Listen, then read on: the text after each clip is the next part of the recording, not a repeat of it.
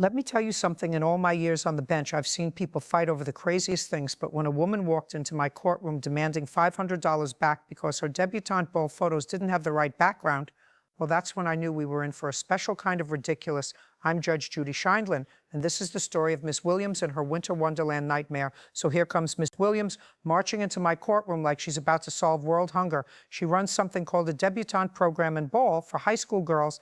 Sounds fancy, right? What exactly does that mean? I asked her. Because let me be honest, I've heard a lot of fancy names for simple things in my time. She explained it's this whole program where she works with teenage girls throughout the school year, teaching them etiquette, offering scholarships, doing academic workshops. Noble enough, I suppose, but here's the kicker. She calls it a nonprofit organization, a 501c3 no less, but she's charging these girls $400 each to participate. $400. How do you fund this operation? I asked, already knowing I wasn't going to love the answer. From registration fees and fundraisers, she said, as casual as you please.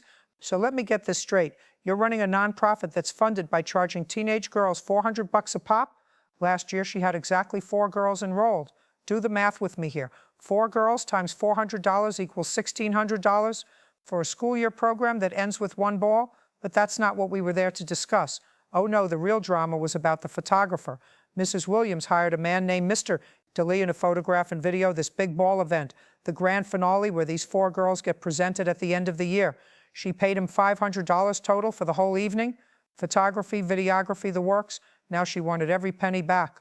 Why? Because according to her, the pictures were all wrong. She claimed she paid for a Winter Wonderland backdrop, but what she got instead were photos with a plain green screen background. Green, can you imagine the horror? The pictures were supposed to be on the Winter Wonderland backdrop in the final production. She insisted, clutching her evidence like it was the smoking gun in a murder trial. I had to stop her right there. Wait, who did you purchase this Winter Wonderland backdrop from? From Mr. DeLeon, she said. It was part of the package. Now we're getting somewhere. But I still didn't understand what she meant by final production. Were we talking about physically using a backdrop during the photo shoot or something else entirely? You have to use it when you photograph people, don't you? I asked, trying to make sense of this mess. No, ma'am, she explained. He was supposed to edit it and add the pictures to that background afterwards. Aha, so we're talking about digital editing. This photographer was supposed to take the photos against a green screen, then magically transform them into Winter Wonderland scenes during post-production. Got it. Let me see these terrible pictures you're complaining about, I said. She handed over the photos and I looked at them. 4 teenage girls in their fancy dresses, photographed against that offensive green backdrop. The pictures looked fine to me, clear, bright, professional enough, but apparently this green screen was a crime against humanity. Then came the interesting part. When you hired him for $500, did you tell him he could make extra money from the girls buying their photographs? I asked Ms. Williams. Yes, ma'am, that was just a second. Did you tell him? That's my question. Yes, ma'am. So the photographer was working for $500 base pay, with the understanding that his real money would come from photo sales to the parents. This is important, trust me. Now it was Mr. DeLeon's turn to explain himself, and let me tell you, his story made a lot more sense than hers. We were originally going to get a backdrop purchased off Amazon, he said. They were coming from China, and the deposit wasn't made until really close to the event, so we weren't able to get them in time. I told her I could do the backdrop on the green screen and switch it out during editing. Reasonable so far. But here's where it gets good. I wasn't able to finish the editing because she told me to stop putting the pictures online, he explained. My process is, we take the pictures, edit them in Adobe Lightroom to enhance the colors. Those photos you're looking at have already been edited once. Then the second step is putting them online where customers can order prints with different backdrop options. But she didn't want any online ordering, so I couldn't complete that step. But you can change the background from this green to something else, I confirmed. Correct, there it was. The photographer could do exactly what she wanted, but she told him to stop the process before he could finish. Then Miss Williams showed me the video footage from the ball. 4 girls dancing, the lighting a bit dim. Some movement, some blur. Was it a professional Hollywood production? No. Was it watchable documentation of a high school event? Absolutely. You got pictures, I said, stating the obvious. Yes, ma'am, and you got a video. Yes, ma'am, and you're unhappy with the quality. She launched into another complaint about how she didn't get the backdrop she paid for, how the pictures were supposed to be available for purchase by parents that very evening, with packages ready to buy on the spot. The green background wasn't professional enough for what they were looking for, but here's what she conveniently forgot to mention. Mr. DeLeon never knew about this instant purchase plan. She never told him the photos needed to be completely finished and available for sale the night of the event. Then I asked the million-dollar question. When did you give him the $500? I gave him a $200 deposit on June 10th, she said. When was the event? June 26th. Let that sink in. She gave this man a deposit just 16 days before the event. 16 days. And she'd been trying to reach him since March, but somehow couldn't lock anything down until mid-June. Miss Williams, I said, I would suggest, since you're still running this 501c3, that you charge $400 for that next time you have a contract in writing about everything that you want. There is a contract, she protested. Oh, there was a contract, all right. She handed it over like it was going to vindicate her completely. I looked at it unsigned. No mention of Winter Wonderland backdrops, no mention of photos being available for purchase the night of the event. This contract isn't signed, I pointed out, and there's nothing here about a backdrop or same-day photo availability. She pulled out a signed version created electronically through Google Forms. Fine. Let's see what it actually said.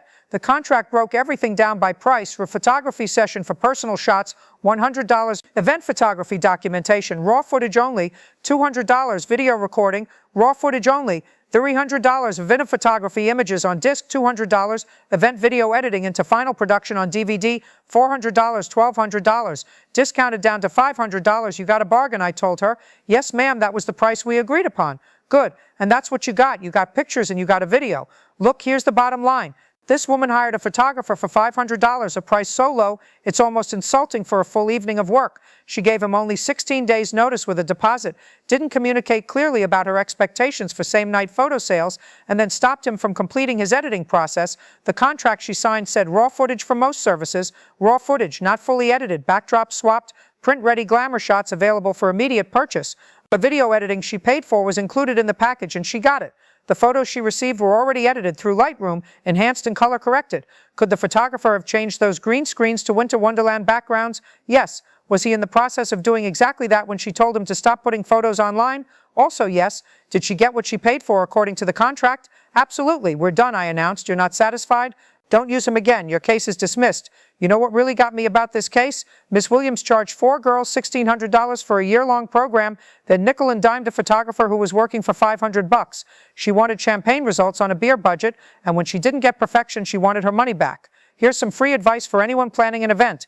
If you want specific results, put it in writing. If you want photos available for purchase the same night, tell your photographer in advance. Don't just assume. If you want a Winter Wonderland backdrop, make sure that's explicitly stated in the contract, not just mentioned in passing. And if you're going to charge people $400 each for something you call a nonprofit program, maybe spend a little more than $500 on the photographer. Common sense isn't common, folks. And in my courtroom, I don't have patience for people who don't do their homework and then complain about the results. Mr. DeLeon did his job. He showed up, took pictures, recorded video, and started the editing process exactly as outlined in the contract. The fact that Ms. Williams had different expectations in her head doesn't make him responsible for mind reading. Case dismissed. Next. As they walked out of my courtroom, I could see Ms. Williams still clutching those green screen photos like they were evidence of some great injustice. Mr. DeLeon looked relieved, and honestly, he should be. He dodged a bullet with this client. This is why I love my job. Every single day, people come in thinking they're absolutely right, convinced they've been wronged, certain that justice will be served in their favor. And every single day, I get to show them what the real world looks like. Contracts matter, communication matters, and you can't expect people to deliver services you never actually asked for. 4 girls in pretty dresses at a debutante ball. $500 for photography and video. One very unhappy plaintiff who learned an expensive lesson about what happens when you don't manage your expectations or your contracts. Welcome to my courtroom where reality meets entitlement, and I'm always ready with the truth. That's all, folks. Court adjourned.